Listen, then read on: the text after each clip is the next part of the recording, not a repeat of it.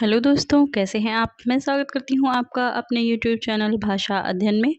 तो जैसा कि आप जानते हैं एग्ज़ाम की डेट फाइनल हो चुकी है। 18 जून को आपका पेपर है, तो लग जाइए अपने रिवीजन में और पीवाईक्यूज़ में, ठीक है?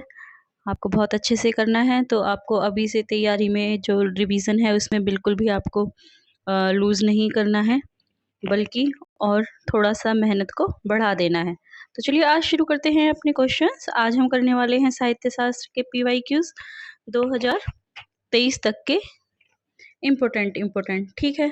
तो चलिए शुरू करते हैं हम आज का अपना सेशन। लेकिन उससे पहले अगर आपने अब तक मेरे चैनल को सब्सक्राइब नहीं किया है तो चैनल को सब्सक्राइब कर लीजिएगा और वीडियो अगर पसंद आए तो इसको लाइक कर दीजिएगा और मुझे बताइएगा कि आपके कितने क्वेश्चन सही है और कितने गलत हैं।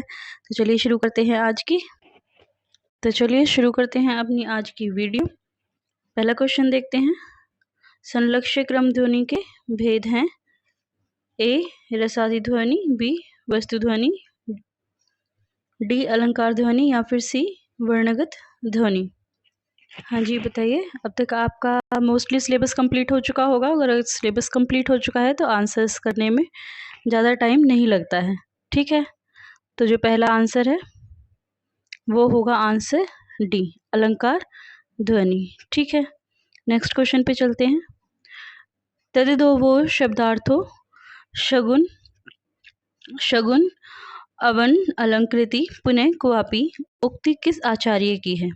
ए भामा, बी धनंजय, सी मम्मट या डी भोजाज। हाँ जी बताइए। जी इसका सही आंसर होगा सी मम्मट, ठीक है? आगे चलते हैं। तीसरा है सूची 1 और सूची 2 को सुमेलित करना है हमें। हाँ जी, हमें सूची 1 और 2 सूची का मिलान करना है। तो चलिए शुरू करते हैं। सूची 1 औपम्य गर्भ, बी सादृश्य मूलक, सी विरोध गर्भ, डी श्रृंखला मूलक। और सूची 2 में है विभावना, एकावली, उत्प्रेक्षा और व्यतिप्रेक, ठीक है? तो इन्हें सुमेलित कीजिए और बताइए कौन सा आंसर है। हाँ जी, थर्ड का आंसर है बी। देखिए आप साथ के साथ अपने आप को इवैल्यूएट कीजिए कि आपके कितने क्वेश्चन सही हैं और कितने गलत है, ताकि जिसमें आपको लगे कि आप इसमें वीक हो रहे हैं थोड़ा, उसको आप अच्छे से रिवाइज कर सकें और अपना स्कोर को बढ़ा सकें, ठीक है? क्वेश्चन नंबर 4 देखिए। निम्नलिखित में से यह कथन सा काव्य घटना अनुकूल शब्दोपस्थिति किसका है? A Rudrata, B Kuntaka, C Jagannath या डी वामन। बताइए। तो इसका आंसर रहेगा answer C Jagannath. Question number 5 देखिए। इसमें कुछ पंक्तियाँ दी हुई हैं और हमें बताना है कि जो ये पंक्तियाँ हैं सवैया है ये, इस सवैये में जो है कौन सा अलंकार है, ठीक है? तो देखिए, पहिले घन आनंद सींची सुजान कही बत्तियां अति प्यार लपगी, अब लाए वियोग की लाए बलाए बढ़ाए बिसासी दगानी दगी, अखियां दुखियानी कुबानी परी न कहू लगे कौन घड़ी सू लगी, मति दौरी थकी न लहे ठिक ठौर अमोही के मोह मिठास ठगी। उक्त सवैया में प्रयुक्त लय में कौन सा अलंकार है ये आपको बताना है। हाँ जी बताइए। जी इसका आंसर है आंसर ए यमक अलंकार, ठीक है? नेक्स्ट क्वेश्चन देखिए। निम्नलिखित में से कौन सा शब्द वाच्यार्थ के लिए प्रयुक्त नहीं होता है? ए निश्चित अर्थ, बी मुख्यार्थ, सी अभिधा शक्ति द्वारा ज्ञात अर्थ या डी अन्यार्थ। हाँ जी बताइए। 6 का आंसर क्या होगा? 6 का आंसर होगा आंसर डी अन्यार्थ। नेक्स्ट क्वेश्चन पे चलते हैं। क्वेश्चन नंबर 7 शाब्दी व्यंजना के प्रकार हैं। आर्थी व्यंजना, लक्षणा व्यंजना, अभिधा मूला और लक्ष्य संभवा। हाँ जी बताइए इसमें से शब्द व्यंजना के जो प्रकार हैं वो कौन सा है? जी जो शाब्दी व्यंजना का प्रकार है वो है बी। ठीक है, आगे चलते हैं। क्वेश्चन नंबर 8, यह कथन शक्ति, व्युत्पत्ति, अभ्यास समन्वित रूप में काव्य हेतु है, निम्नलिखित में से किसका कथन है? ठीक है, ऑप्शन हमें दिए हुए हैं, ए हेमचंद्र, बी मम्मट, सी दंडी और डी विश्वनाथ। तो इसका सही आंसर क्या है बताइए? जी, इसका सही आंसर है मम्मट। ठीक है, ये 2022 में आ चुका है क्वेश्चन। क्वेश्चन नंबर 9 देखिए, रस की निष्पत्ति मूल ऐतिहासिक पात्रों में ही संभव है, यह निम्नलिखित में से किसका मानना है?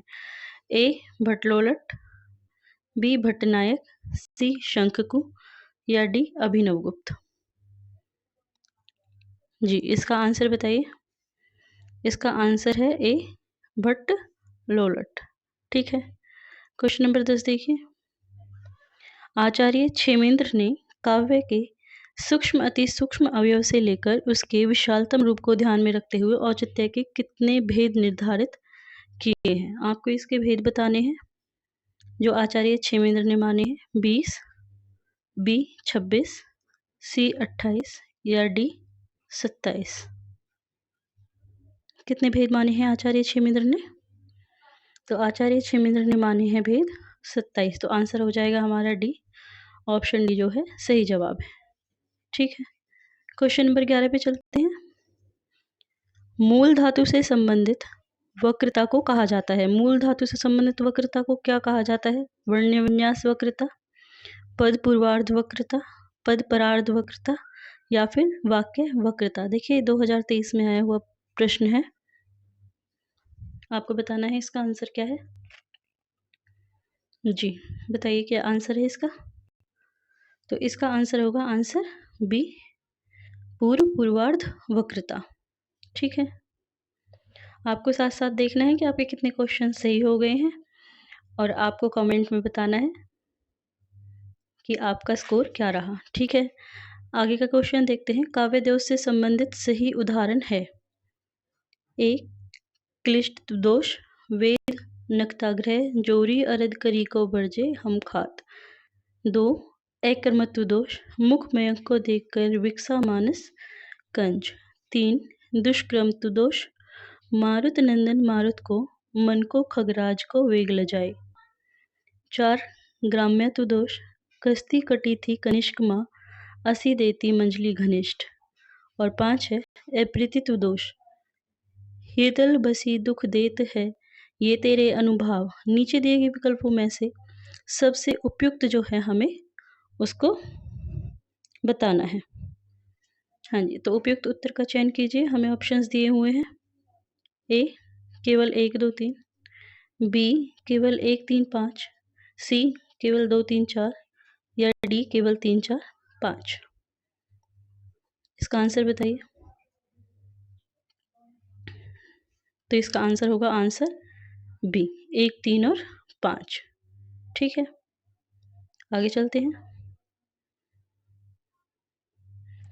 देखिए काव्य रीति के संबंध में सही कथन है वो हमें बताना है। 1 रीति शब्द का प्रथम प्रयोग आचार्य वामन ने किया। बी दंडी ने रीति के स्थान पर मार्ग शब्द का प्रयोग किया है। 3 आचार्य रुद्रट ने रीति को शब्द संगठना बताया है।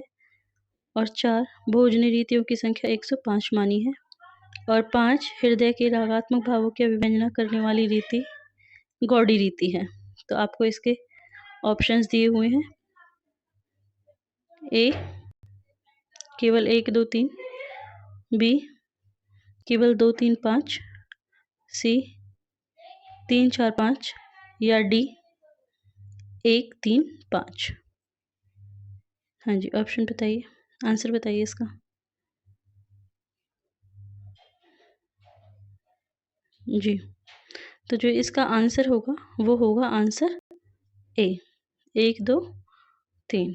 ठीक है, आगे चलते हैं। सूची 1 और 2 का मिलान करना है हमें। तो हमें दी हुई ग्रंथ दिए हुए हैं और उनका समय दिया हुआ है, हमें उन्हें सुमेलित करना है, मिलान करना है। ग्रंथ का नाम है ए काव्य प्रकाश, बी चंद्रालोक, सी कुवलयानंद और डी साहित्य दर्पण। और इनका समय है 14वीं शताब्दी, 2 17वीं शताब्दी, 3 13वीं शताब्दी और 4 11वीं शताब्दी। तो हमें इनका मिलान करना है। तो कूट दिया हुआ है हमें यहाँ पे ए में ए का 4, बी का 3, सी का 4 और डी का 3, इस तरह से हमें दिए हुए हैं ए बी सी डी, और इधर हमें कूट दिया हुआ है। तो देखिए ऑप्शन ए का 4, बी का 2, सी का 1 और डी का 3। बी के लिए ए का 3, बी का 2, सी का 1 और डी का 4, और सी में ए का 4, बी का 3, सी का 2, डी का 1, और डी में दिया हुआ है ए का 3, बी का 4, सी का 1 और डी का 2। तो हमें बताना है कि जो इसमें से सही कूट है वो क्या है। हाँ जी बताइए। आई होप सबको क्वेश्चन हो गया होगा। तो जो इसका सही ऑप्शन है वो है ऑप्शन सी। ठीक है, आगे चलते हैं। लक्षणमूला ध्वनि का भेद है असंलक्ष्य क्रम, असंलक्ष्य क्रम ध्वनि, बी संलक्ष्य क्रम ध्वनि, सी अर्थात संक्रमित वाच्य ध्वनि, और डी शब्द सत्युद्भव वाच्य ध्वनि। इसमें हमको आंसर बताना है 15 का आंसर क्या होगा। तो इसका आंसर होगा सी। ठीक है, देखिए सारे क्वेश्चंस इम्पोर्टेंट है क्योंकि ये रिपीट भी होते हैं क्वेश्चंस, नेट में ज़रूर से रिपीट होते हैं, और जो है इसलिए हमें PYQ ज़रूर से करनी चाहिए। और आज जो मैं आपके लिए PYQ लेके आई हूँ वो 2020 से 2030 तक के हैं, तो जो कि परीक्षा की दृष्टि से बहुत ही उपयोगी है। ठीक है, आगे क्वेश्चन देखिए। भामा ने समस्त अलंकारों का मूल किस अलंकार को माना है? भामा ने।